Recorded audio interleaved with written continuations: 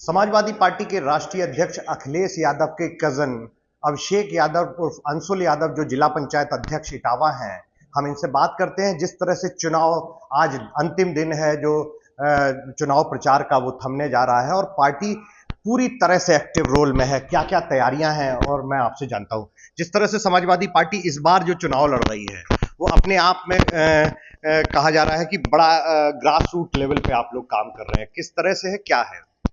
देखिए, पिछला चुनाव भी हम लोगों ने लड़ा था, बहुत शानदार लड़ा था विधानसभा चुनाव। कुछ वोट से हम लोग हार गए थे, लेकिन इस चुनाव में जो हम लोगों ने पहले गलतियां दोहराई उनको सुधारते हुए लगातार इस चुनाव में हम लोगों ने जमीनी स्तर पर बूथ तक कार्यकर्ताओं, खासतौर पर जनता के बीच, क्योंकि पिछले 10 सालों से केंद्र में भारतीय जनता पार्टी की सरकार है और उत्तर प्रदेश में भारतीय जनता पार्टी की सरकार है, लेकिन जो 10 सालों में बड़े बड़े सपने जो जुमले भारतीय जनता पार्टी के लोगों ने जनता को दिखाए थे, एक भी सपना, एक भी वादा पूरा नहीं कर पाए।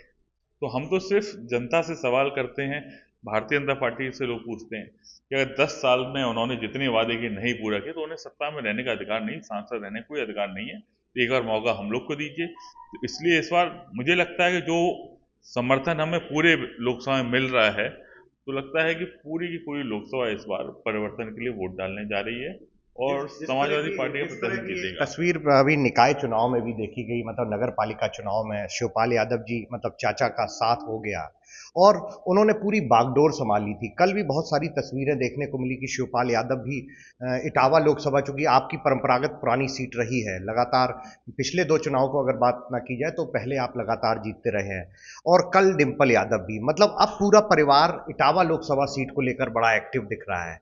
बेसिक क्या चीजें रखी गई है? देखिए, इटावा हमेशा पार्टी का घर रहा है, परिवार रहा है, और नेताजी हम लोग को इटावा की लोगों से पारिवारिक रिश्ते छोड़ के गए हैं, तो हम लोग की वो जिम्मेदारी बन जाती है उस विरासत को आगे बढ़ाने की। तो चाचा जी भी लगातार नेताजी के साथ से लेके आज तक हमेशा इटावा जब भी चुनाव हुआ उन्होंने देखा है, और इस बार आदरणीय डिंपल यादव जी भी आ गई हैं। तो ये लगता है कि इससे पार्टी को और ताकत मिलेगी और मजबूती मिलेगी, और इस चुनाव में हम लोग को और बड़ा समर्थन और बड़ी जीत इनके लोगों के आने से हमें मिल रही है। इटावा चुनाव में इटावा लोकसभा की सीट को देखा जाए तो बहुत जुबानी जंग शुरू हुई है, बहुत सारी चीजें सामने आ रही हैं, वीडियोस आ रहे हैं।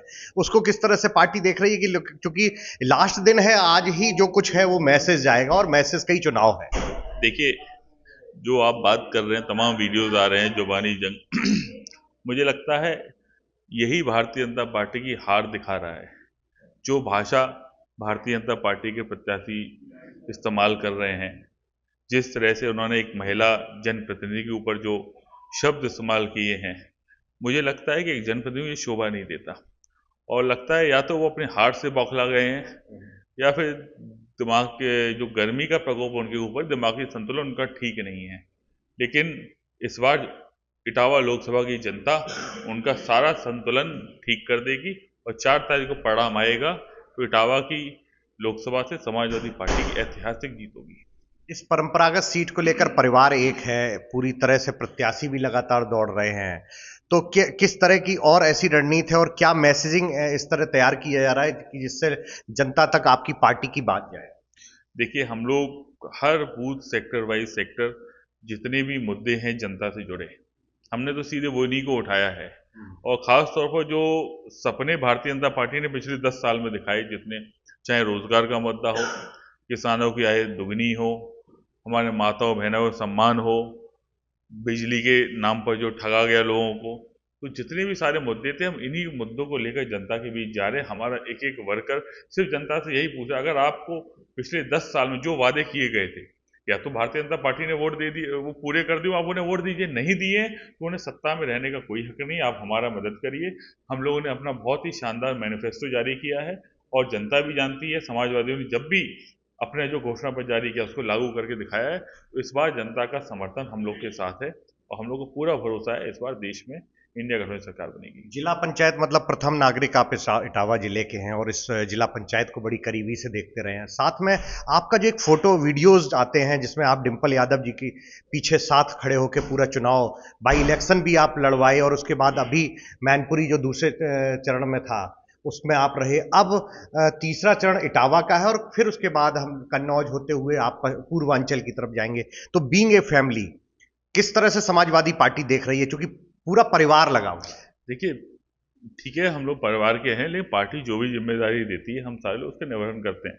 आदरणीय डिम्पल यादव जी समाजवादी पार्टी के वरिष्ठ नेताओं में से एक हैं और हमें लगता है हर जगह उनकी डिमांड रहती है। तो अभी तक अपने मैनपुरी चुनाव में व्यस्त थी, वहाँ से फ्री हो गए, उसके बाद से लगातार कन्नौज हुआ, इटावा हुआ, अब आगे जितने भी चरण आ रहे हैं लगातार वो प्रचार करेंगी।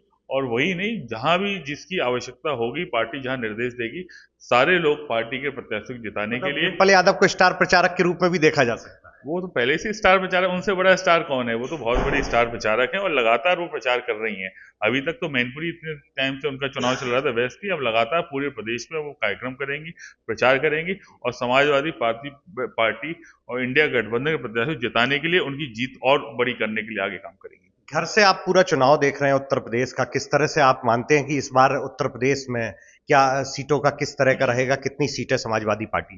देखिए, पहले चरण से जब चुनाव हुआ था तो हमें लग रहा था कि काफ़ी हम लोग क्लोज फाइट में रहेंगे उत्तर प्रदेश में, लेकिन पहला चरण हो गया, दूसरा चरण होगा, तीसरा चरण आते आते जो खबरें सारे तीनों चरण से आई हैं, जितना बड़ा समर्थन, जितना बड़ा विरोध भारतीय जनता पार्टी के लोगों का है, उसका फ़ायदा कहीं ना कहीं इंडिया गठबंधन को मिल रहा है। और मुझे लगता है कि अब यहाँ से चीज़ें आगे और बेहतर होती जाएंगी।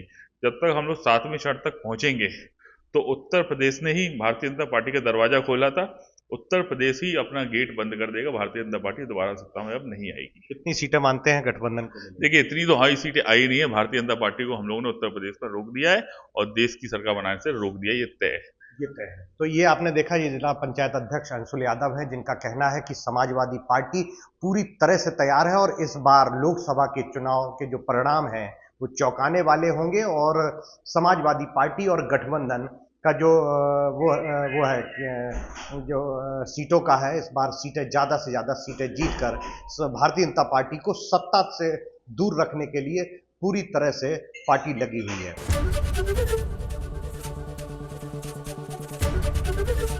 एबीपी गंगा, खबर आपकी, जुबान आपकी।